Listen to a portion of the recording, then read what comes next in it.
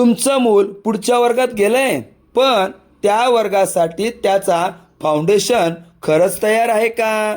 नवीन वर्ग, नवीन पुस्तक, नवीन अभ्यासक्रम, पालक म्हणून आपल्याला आनंद होतो, पण एक गोष्ट आपण विसरतो, नवीन इमारत किती सुंदर असली तरी पाया मजबूत असणं गरजेचं असतं.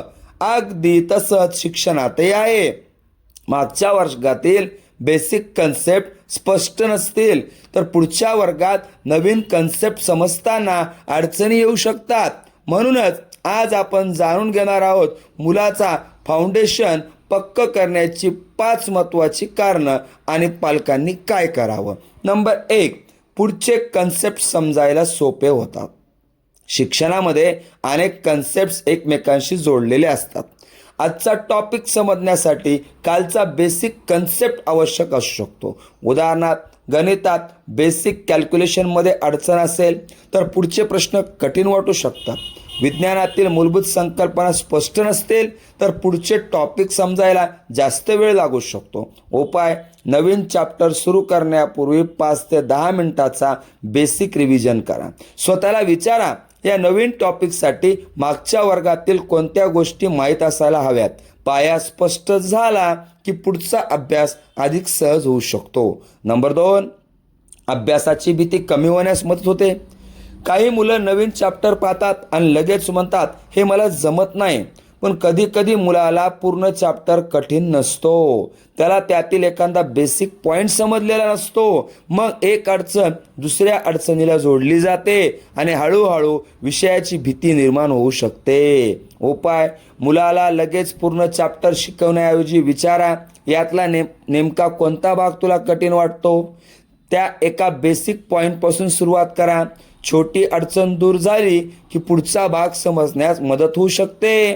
नंबर 3, प्रश्न सोडवण्याचा आत्मविश्वास वाढतो. फाउंडेशन मजबूत असेल तर मुलाला प्रत्येक प्रश्नासाठी फक्त उत्तर पाठ करण्याची गरज कमी होते.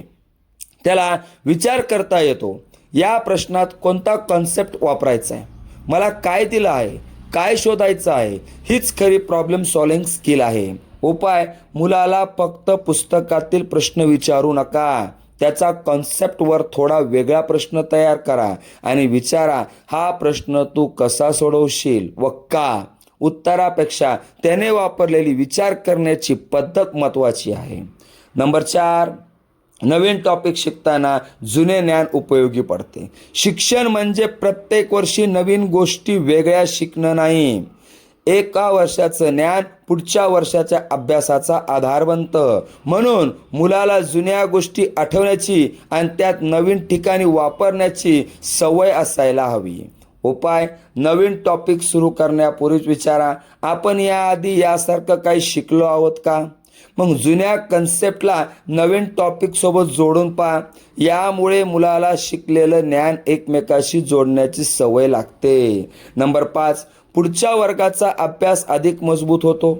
फाउंडेशन मजबूत असण्याचा सर्वात मोठा फायदा म्हणजे मुलाला प्रत्येक नवीन वर्गात पुन्हा सुरुवातीपासून संघर्ष करावा लागत नाही. मागचं ज्ञान व्यवस्थित असेल तर नवीन गोष्टी शिकण्यासाठी त्याच्याकडे एक मजबूत आधार असतो. उपाय: दर आठवड्याला एक छोटं फाउंडेशन चेक घ्या. वाचन आणि आकलन, बेस मॅथमॅटिक्स, सायन्स कन्सेप्ट्स, मागच्या वर्गातील महत्त्वाचे टॉपिक्स, नवीन उदाहरणावर कन्सेप्टचा वापर. परीक्षा घेण्यासारखं वातावरण नको, फक्त समजून घ्या, माझ्या मुलाला खरंच काय येतं आणि कुठे अजून सराव हवा आहे. प्रिय पालकांनो आणि विद्यार्थ्यांनो, पुढच्या वर्गात जाणं म्हणजे फक्त वर्गांची संख्या वाढवणं नाही, मुलाचा पाया मजबूत होत जाणं अधिक महत्त्वाचं आहे. म्हणून मुलाला फक्त विचारू नका, तुला किती चॅप्टर येतात. कधी कधी असंही विचारा, तुला हे खरंच समजलं का, तू हे स्वतःच्या शब्दात सांगू शकतोस का, हे ज्ञान नवीन प्रश्नात वापरू शकतोस का. लक्षात ठेवा, पाया मजबूत असेल तर पुढची मजला उभारणं सोपं होतं. शिक्षणातही अगदी तसंच आहे. आता पालकांनी आपल्या मुलाचा एक छोटा फाउंडेशन चेक करा. तुमच्या मुलाला सर्वात जास्त सरावाची गरज कुठे आहे. गणिताचे बेसिक, वाचन आणि आकलन, सायन्स कन्सेप्ट्स, प्रश्न सोडवणे किंवा शिकलेलं नवीन उदाहरणात वापरणे. कमेंटमध्ये 1 ते 5 तुमचा पर्याय लिहा. हा व्हिडिओ प्रत्येक पालकापर्यंत शेअर करा. अशाच फाउंडेशन लर्निंग, स्टडी स्किल्स आणि स्टुडंट डेव्हलपमेंटसाठी सक्सेस स्टडी हबला फॉलो करा, सबस्क्राईब करा.